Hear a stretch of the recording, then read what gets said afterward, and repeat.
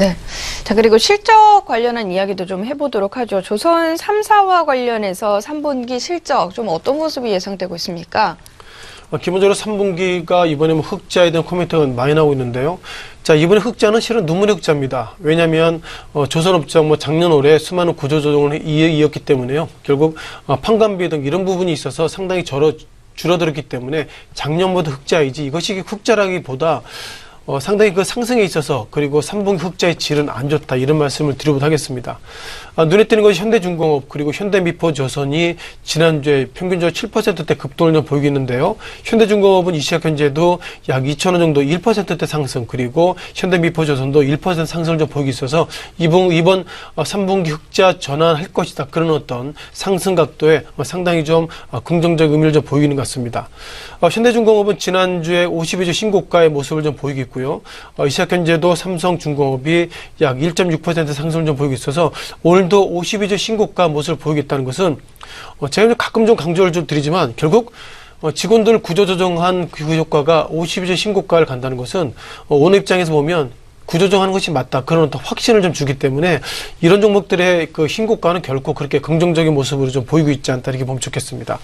따라서 몇몇 종목들이 3분기 흑자 전환에 있어 상당히 주가가 상승하고 있다는 모습을 좀 보이고 있고요. 자, 눈에 띄는 것이 삼성중공업에 대한 고민을 좀 가지고 있습니다.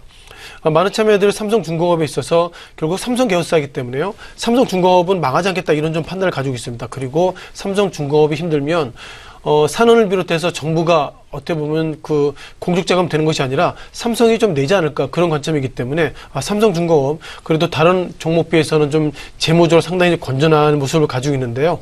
이번 3분기 때 그 수주액이 기존 다른 3사 가운데서 삼성중공업이 수주액이 좀 제일 클 것이라 보고 있습니다. 다만 그렇게 큰 것은 아니고요. 다른 두 종목에 비해서 예상보다 좋아지고 있다, 이런 건 좀 보시면 좋겠습니다.